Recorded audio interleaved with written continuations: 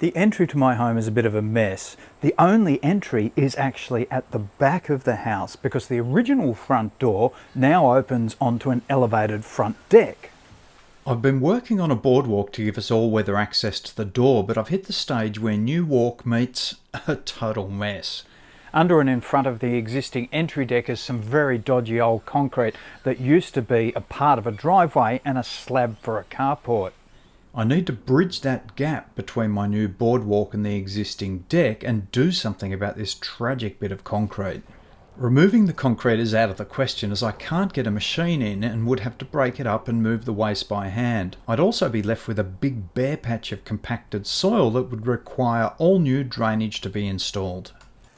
The smartest and simplest solution is actually to add a deck over the old concrete. Now, it's not going to be a straightforward project because up against the existing deck I won't have a lot of clearance, and then at the far end the elevation will mean I need a couple of steps. Start by getting the area clear and pulling the old steps out. I'll be using these tough block instant foundations for a number of my post footings. The existing deck is held up by a ledger board connected to the house, not a post. I added a 90 by 90 H4 post so I'd have something to secure my bearer to. This post is bolted to the existing bearer and it will also add needed support to the corner of the existing deck.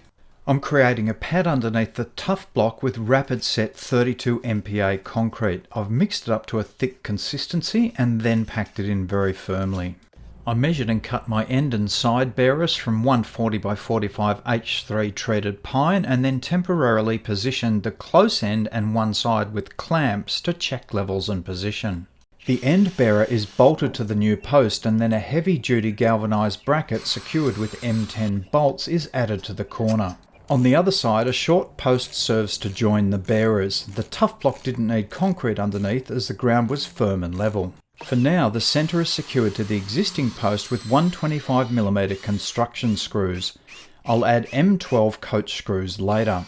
When you can't get a bolt all the way through, a long coach screw is the next best alternative.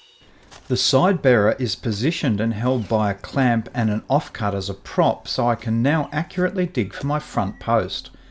Cut and position the post, clamping in place, checking the bearers are square and level, and then concrete the post in place with 32 MPa quickset concrete.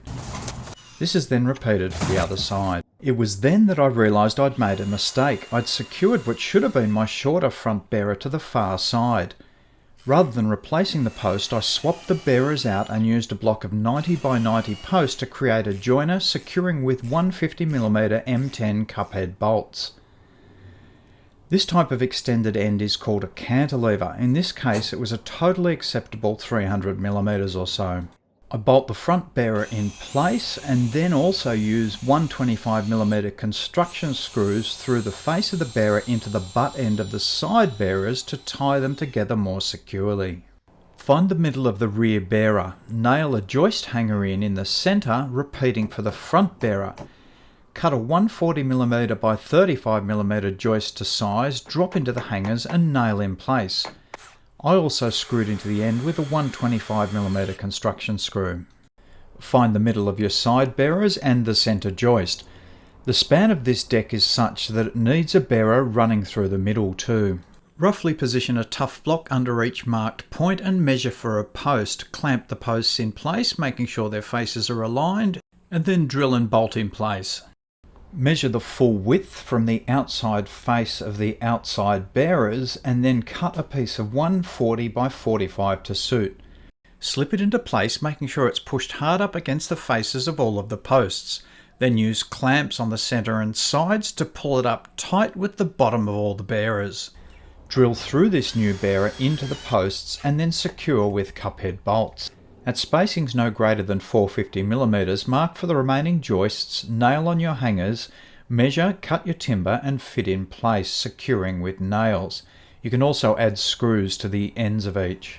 To stop the joists from rolling, blocks, using offcuts of bearers and joists, are fitted in a row about halfway along between all bearers and joists. And at this stage I'll also add and concrete in a post at the centre of the front. Time to check the clearances as I do have to get a stormwater pipe under here And then make sure all the bolts are thoroughly tightened, as I won't be able to access them again once the decking is in place. For my decking, I'm using 140mm by 90mm Merbau from Specrite. Now there are a few reasons I use their gear. It's FSC certified, so that means it comes from sustainably managed forests. It's pre-oiled, so I don't need to do anything with it straight away once it's laid. And it comes in pre-cut lengths, so you pick the size that best suits your needs and you'll have next to no wastage, saving you heaps of money and resources. I just had to trim a little off the end of all of my boards. Starting at the front, my first board is positioned with the front edge overhanging the bearer face by 40mm. This allows for a faceplate on the bearer and a drip lip overhang. Use a combined countersink and pre-drill bit in a size to suit your screws, then secure with a screw. To stop boards cupping, screws should be around 20mm in from the edges, and you need to screw down to each joist. Check the ends of boards are aligned as you add the next one. Using their 140mm boards, Specrite recommends a 7mm spacing between boards, so I used a 5 and 2mm builder's packer to give me accurate spacing. Then just repeat the process to get all of your boards fixed down. Even quality boards may sometimes have a slight bow. Slip a chisel in a couple of boards back and then use a clamp to pull the board in tight before pre-drilling and screwing. Now for a face board. Cut a piece of decking to the right length to conceal your front bearer. Use your adjustable square to measure from the edge of the front decking board to the front of the face board. Add 10mm, half a board thickness, to the measurement and then transfer this measurement to the top. In line with the lines of decking screws, drill, countersink and add a screw down into the face board. This will prevent cupping of the top board. Then screw the face board to the bearer with the same screw spacings you'd use for a decking board. Now measure and add the stringers for the steps, securing with hex head bolts. I'm only having 2 treads, so I need to build up the lower side with some formwork to take the concrete. I cut my old step boards up to use as temporary treads until I finish the work. Finally, I add my finished Merbau step treads, some associated landscaping, and it's all done. Problem solved.